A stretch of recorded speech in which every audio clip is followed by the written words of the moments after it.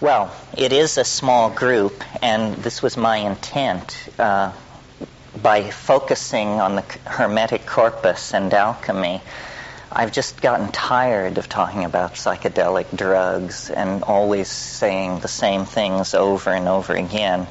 Nevertheless, it's a challenge to go outside my own bailiwick. I mean, I've had an interest in Hermeticism and alchemy since I was about 14 and read Jung's Psychology and Alchemy, and it opened for me the fact of the existence of this vast literature, a literature that is very little read or understood in the modern context. The Jungians have made much of it, but to their own purposes, and perhaps not always with a complete fidelity to the intent of the tradition.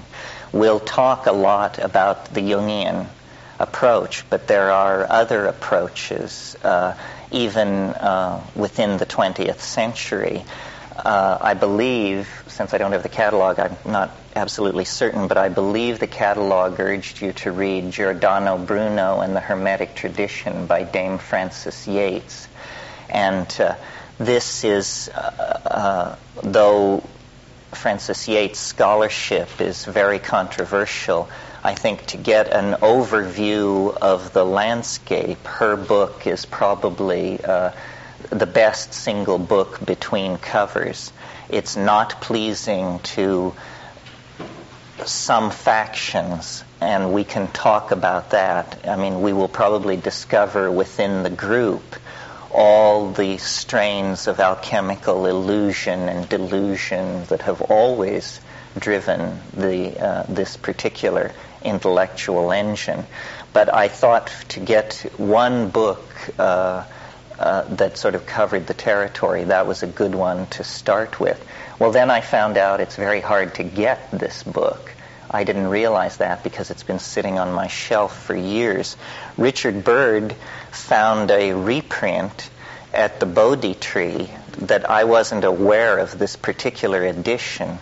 So, though probably none of you brought it with you in a heavily underlined form, if after this weekend you want to try and get it, it is available. And if you can't get that edition, why, a good book search service can probably come up with the first edition, which is Rutledge Keegan Paul. I wouldn't hold a weekend like this simply to go over a body of ancient literature if I didn't think it had some efficacy or import for the modern dilemma. And some of you may know the song by the Grateful Dead in which the refrain is, "We need a miracle every day." I think any reasonable person can conclude that the redemption of the world, if it's to be achieved, can only be achieved through magic. It's too late for science. It's too late for hortatory politics. Well, it's very interesting. I mean, every ancient literature has its apocalypsis. And in the Hermetic literature, there is a prophecy. I think it's in Book 2, but that really doesn't matter. And the prophecy is that a day will come when men will no longer care for the earth. And at that day, the gods will depart, and everything will be thrown into primal chaos. And this prophecy was very strongly in the minds of the strains of non-Christian thought that evolved at the centuries of closure of the Roman Empire. When you look back into historical time, it's when you reach the 1st and 2nd centuries after Christ that you reach a world whose psychology was very much like the psychology of our own time. It was a psychology of despair and exhaustion. This is because Greek science, which had evolved under the aegis of Democritean atomism and Platonic metaphysics, had essentially come to a dead end in those centuries. We can debate the reasons why this happened. An obvious suggestion would be that it was because they failed to develop an experimental method. And so everything just dissolved into competing schools of philosophical speculation. And a profound pessimism spread through the Hellenistic world. And out of that pessimism, and in the context of that kind of universal despair which attends the dissolution of great empires, a literature was created from the 1st to the 4th centuries after Christ, which we call the Hermetic Corpus, or in some cases, the Trismegistic hymns. Now, this body of literature was misunderstood by later centuries, especially the Renaissance, because it was taken at face value and assumed to be at least contemporary with Moses, if not much older. So the Renaissance view of Hermeticism was based on a tragic misunderstanding of the true antiquity of this material.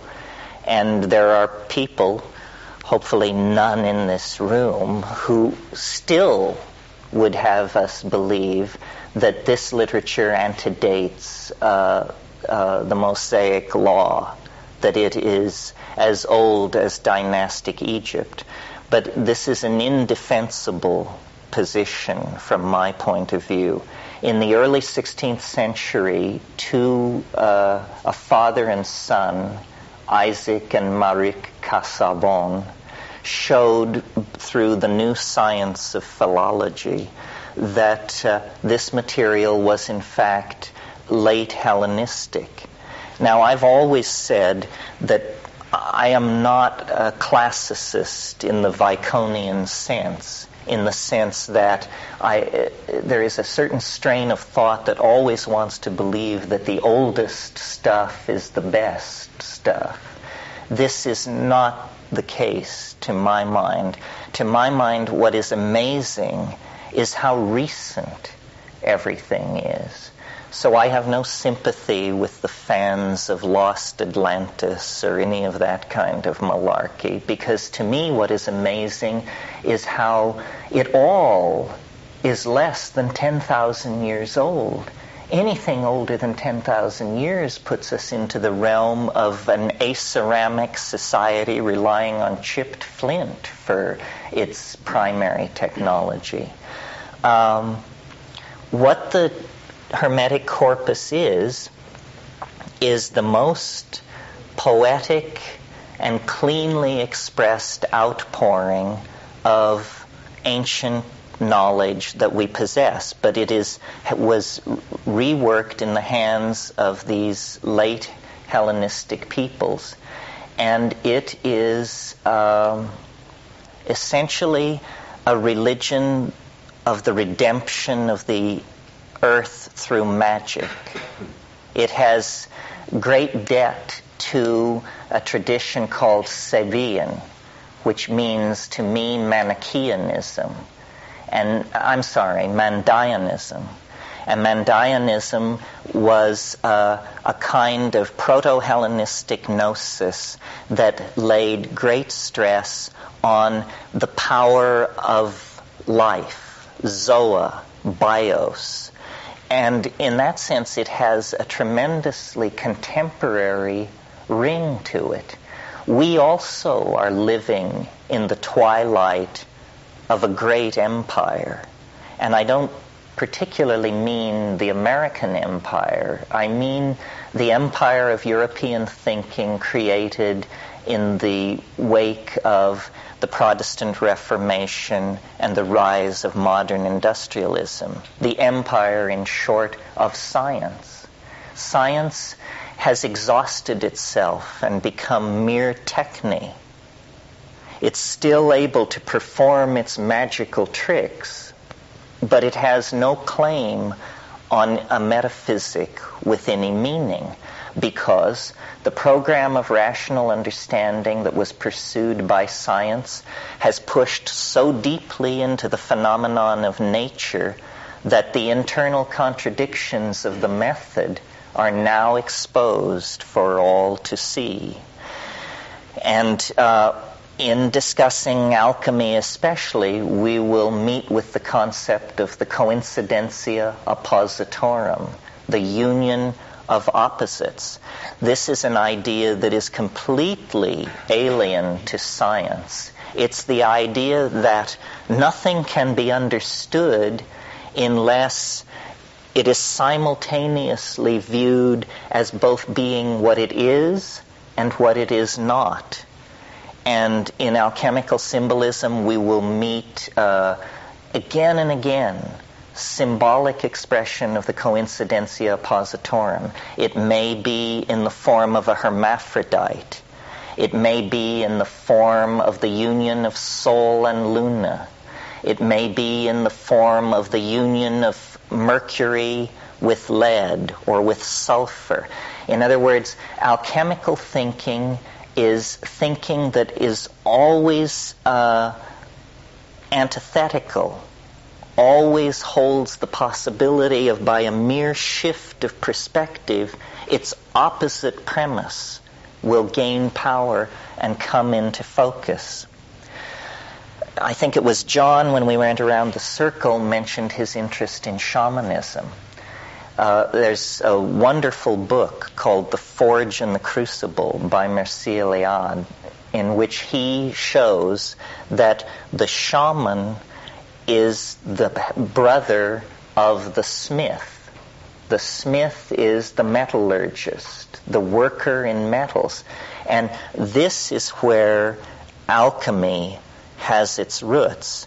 In a sense, alchemy is older than the Trismegistic corpus, and then it is also given a new lease on life by the philosophical underpinnings which the Corpus Hermeticum provides it.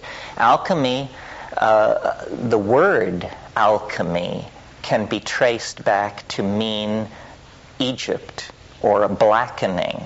And in its earliest strata, it probably refers to techniques of dyeing, meaning the coloring of cloth, and gilding of metals, and the forging and working of metal. I mean, we who take this for granted have no idea how mysterious and powerful this seemed to ancient people. And in fact, it would seem so to us if we had anything to do with it. I mean, how many of us are welders or casters of metal? It's a magical process to take, for instance, cinnabar, a red, soft ore, and by the mere act of heating it in a furnace, it will sweat liquid mercury onto its surface. Well, we have unconsciously imbibed the ontology of science, where we have mind firmly separated out from the world. We take this for granted. It's effortless because it's the ambiance of the civilization that we've been born into. But in an earlier age, and some writers would say a more naive age, but I wonder about that. But in an earlier age, mind and matter were seen to be alloyed together throughout nature, so that the sweating of mercury out of cinnabar is not a material process.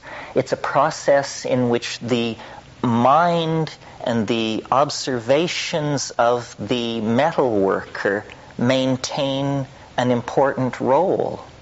And let's talk for a moment about Mercury, because the spirit Mercurius is almost the patron deity of alchemy. You all know what Mercury looks like. It's at room temperature, a silvery liquid that flows. It's like a mirror.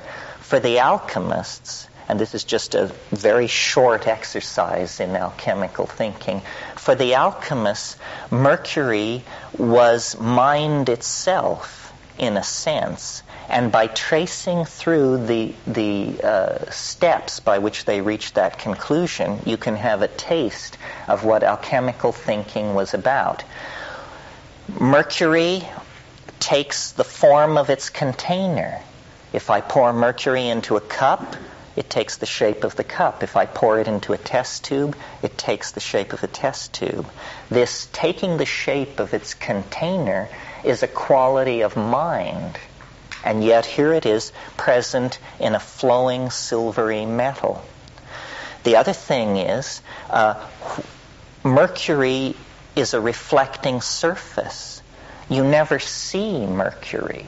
What you see is the world that surrounds it, which is perfectly reflected in its surface, like a moving mirror, you see. And then if you've ever, as a child, I have no idea how toxic this process is, but I spent a lot of time as a child hounding my grandfather for his hearing aid batteries, which I would then smash with a hammer and get the mercury out and collect it in little bottles and carry it around with me. Well, the wonderful thing about mercury is when you pour it out on a surface and it beads up, then each bead of mercury becomes a little microcosm of the world, and yet the mercury flows back together into a unity. Well, as a child, you see, I had not yet imbibed the assumptions and the ontology of science. I was functioning as an alchemist. For me, mercury was this fascinating magical substance onto which I could project the contents of my mind. And a child playing with mercury is an alchemist, hard at work, no doubt about it. Well, so then this is a phenomenon in the physical world, and then mind is a phenomenon as in the Cartesian distinction, which is between the res extensa and the res virens. This is the great splitting of the world into two parts.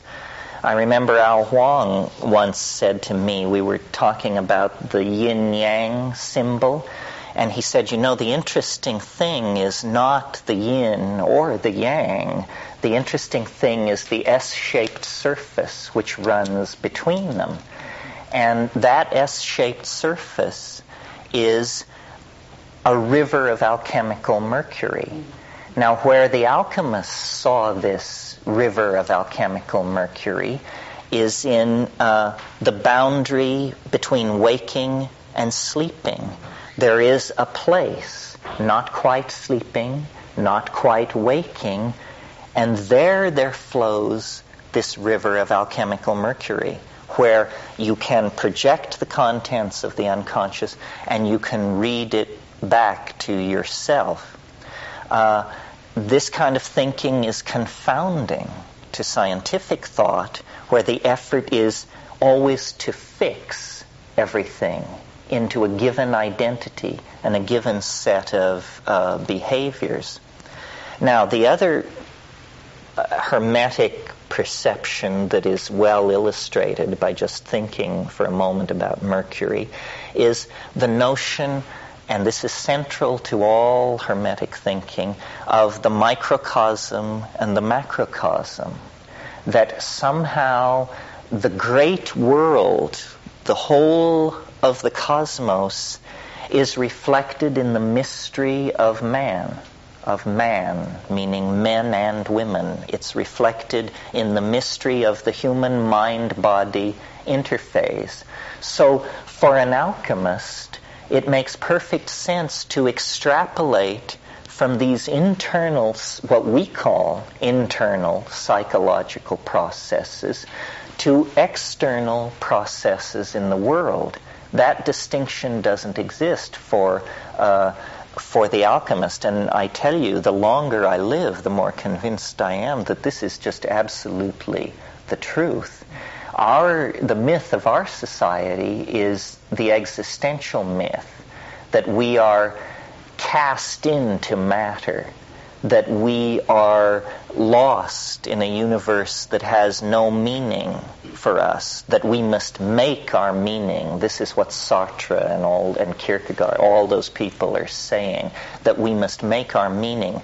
It reaches its most absurd expression in Sartre's statement that nature is mute. I mean, this is as far from alchemical thinking as you can possibly get. Because for the alchemist, nature was a great book, an open book to be read by putting nature through processes which revealed not only its inner mechanics, but the inner mechanics of the artifacts, the person working upon the material. In other words, the alchemist. Well, in other contexts, I've talked about the importance of language and how our world is made of language. And part of the problem with understanding alchemy is that the language is slipping out of our reach. We are so completely imbued with the Cartesian categories of the res virens, the world of thought, and the res extensa, the world of three-dimensional space, and causality, and the conservation of matter and energy, and so forth, that in order to do more than carry out a kind of scholarship of alchemy, we have to create an alchemical language, or a field in which alchemical language can take place. Some of you may have been with me a couple of weeks ago in Malibu when Joan Halifax and I debated the roots of Buddhism. And I think Joan deserves great credit for saying that Buddhism would never have taken root in America were it not for the psychedelic phenomenon. Not that Buddhism is psychedelic, it in fact is fairly touchy about that. But Buddhism would have gotten nowhere in America had not psychedelics created a context for Buddhist language to take root. And I would wager that I would never have gotten to first base with proposing a weekend on alchemy at Esalen were it not understood that psychedelics have prepared people for the notion that mind and world can be poured together like mercury and sulfur, like the Sophic waters, to create a new kind of understanding. Because otherwise, modernity has fixed our minds in the categories of Cartesian rationalism. And so I will not claim, and do not in fact think it's so, that there was anything overtly psychedelic in the sense of pharmacologically based about alchemy. When we look back through the alchemical literature, there's very little evidence that it was pharmacologically driven. Only when you get to the very last adumbrations of the alchemical impulse in someone like Paracelsus do you get the use of opium. But it is interesting that the great drugs of modern society were accidentally discovered by alchemists in their researches. Distilled alcohol is a product of alchemical work. And then, as I mentioned, opium was very heavily used by the Paracelsian school. But what they possessed was an ability to liquefy their mental categories and then to project the contents of the mind onto these processes and read them back.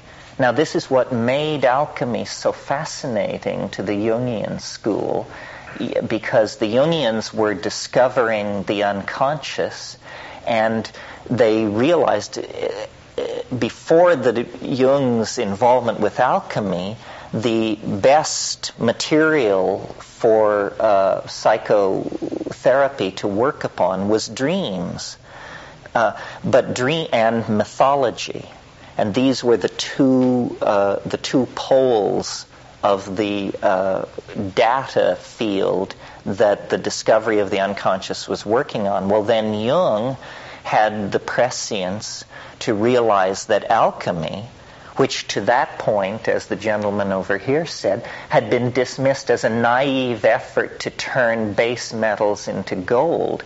This is the first fiction that you have to absolutely purge from your mind.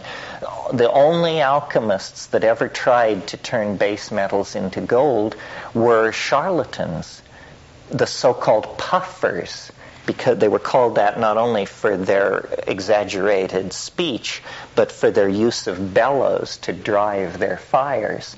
And alchemy has always had a core of true adepts, and then a surround of misguided souls and outright con artists who were trying to change base metals into gold. Now, it's interesting that science, in its naivete in the 20th century, has actually completed the program of pseudo-alchemy.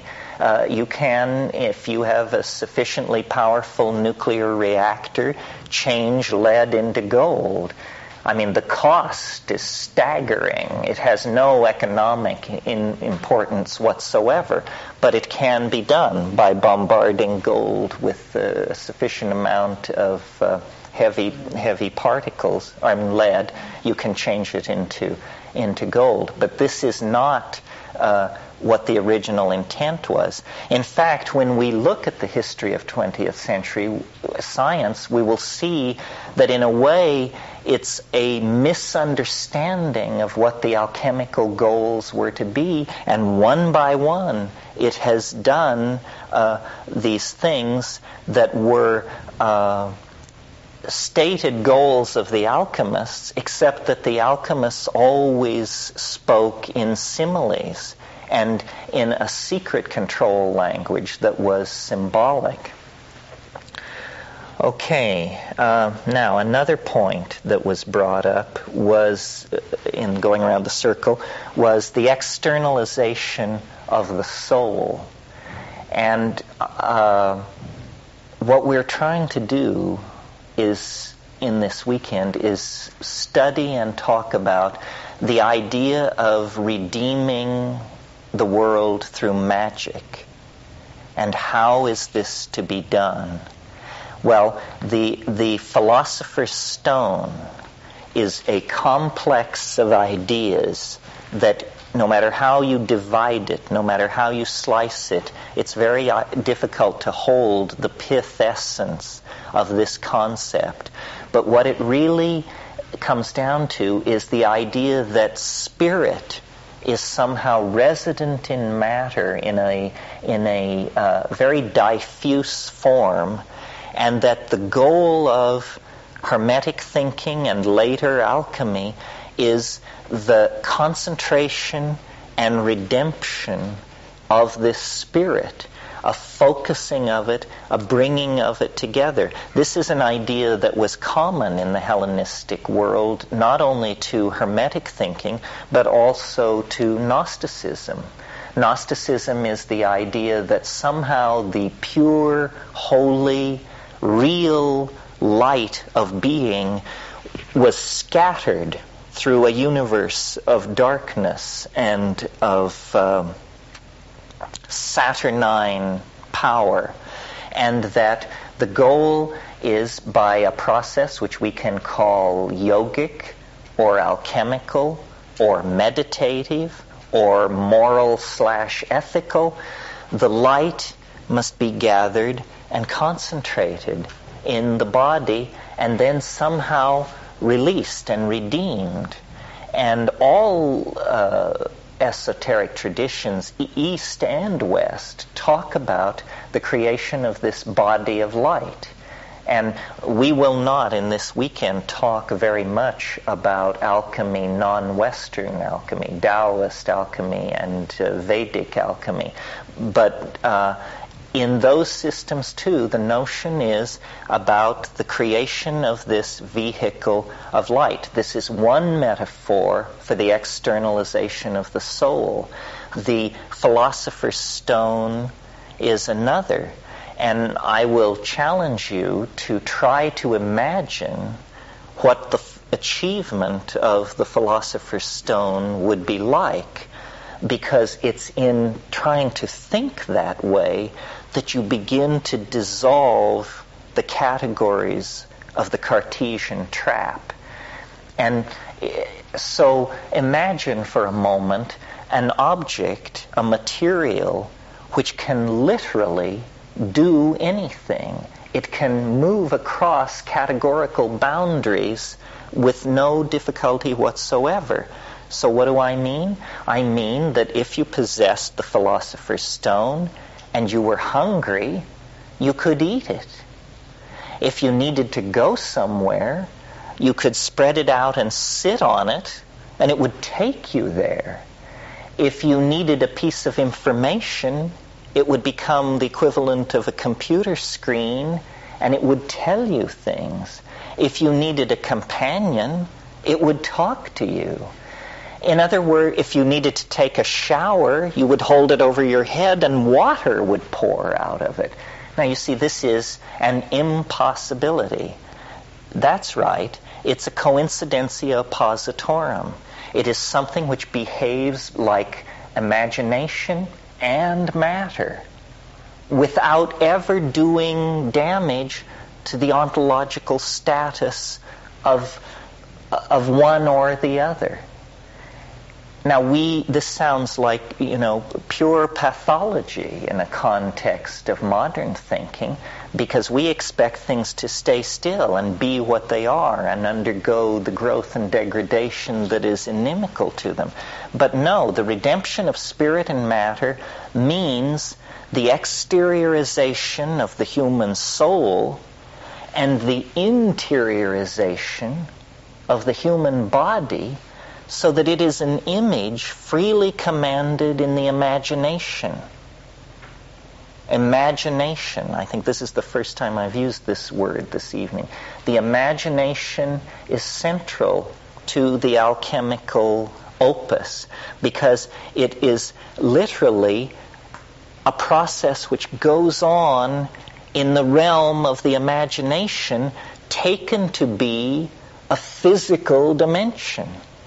And I think that we cannot understand the history that lies ahead of us unless we think in terms of a journey into the imagination. We have exhausted the world of three-dimensional space. We are polluting it. We are overpopulating it. We are using it up. Somehow the redemption of the human enterprise lies in the dimension of the imagination. And to do that, we have to transcend the categories that we inherit from 1,000 years of science and Christianity and rationalism, and we have to re-empower and re-encounter the mind. And we can do this psychedelically, we can do it yogically, or we can do it alchemically and hermetically. Now, there is present in the world at the moment, or at least I like to think so, an impulse which I have named the Archaic Revival. It's what happens is that whenever a society really gets in trouble, and you can use this in your own life, when you really get in trouble, what you should do is say, what did I believe in the last sane moment that I experienced? And then go back to that moment and act from it, even if you no longer believe it. Now, in the Renaissance, this happened. The scholastic universe dissolved. new classes, new forms of wealth, new systems of navigation, new scientific tools made it impossible to maintain the fiction of the medieval cosmology. And there was a sense that the world was dissolving. Good alchemical word, dissolving. And in that moment, the movers and shakers of that civilization reached backwards in time to the last sane moment they had ever known, and they discovered that it was classical Greece. And they invented classicism in the 15th and 16th century.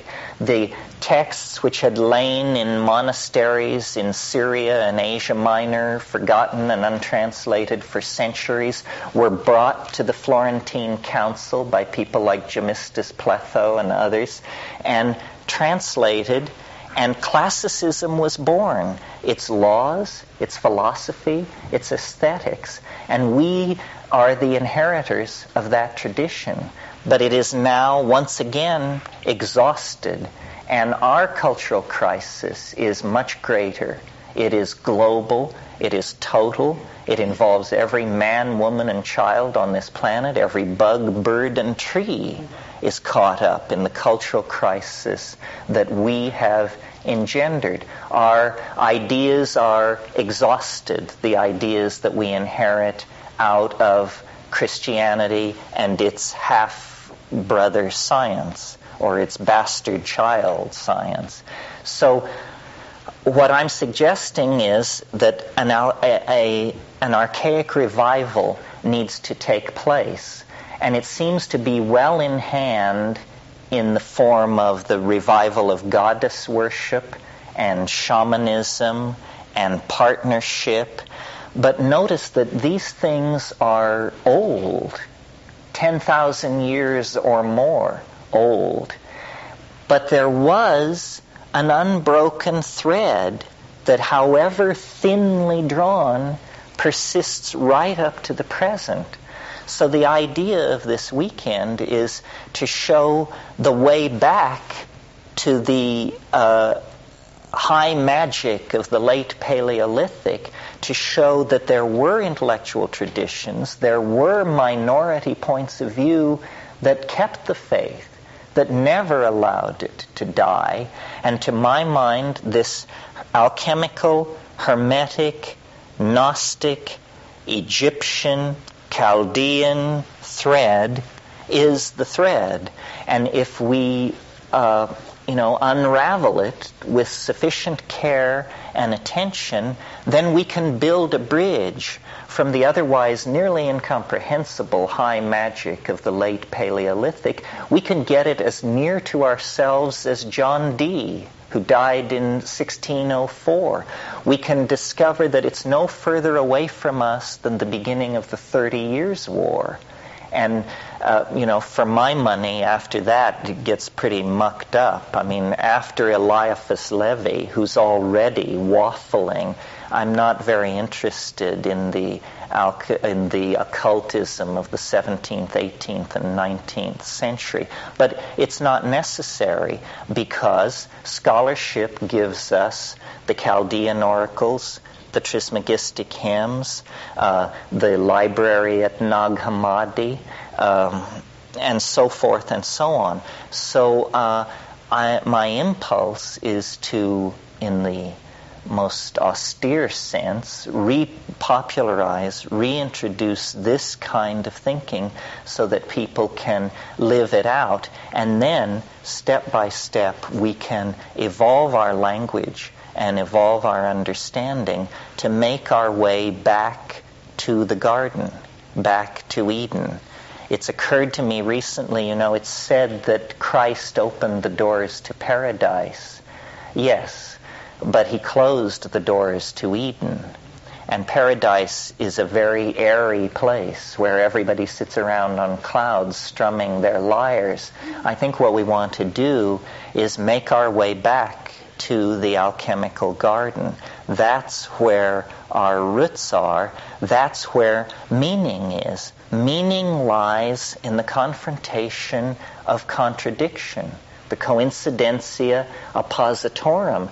That's what we really feel, not these rational schemas that are constantly beating us over the head with the thou shalts and thou shoulds, but rather a recovery of the real ambiguity of being, an ability to see ourselves as at once powerful and weak, noble and ignoble, future-oriented, past-facing. We each need to become Janus-faced and to incorporate into ourselves the banished contradictions of being that so haunt the enterprise of science. We can leave that behind, and when we do, we reclaim authentic being. And authentic being, make no mistake about it, is what alchemical gold really is. That's what they're talking about, authentic being. So that's right now, tonight. Right now what? We're led. We're led. We're Saturnine, and we'll talk about Saturn and Pluto and all of that. Yes, tomorrow we'll talk about the stages of the alchemical opus.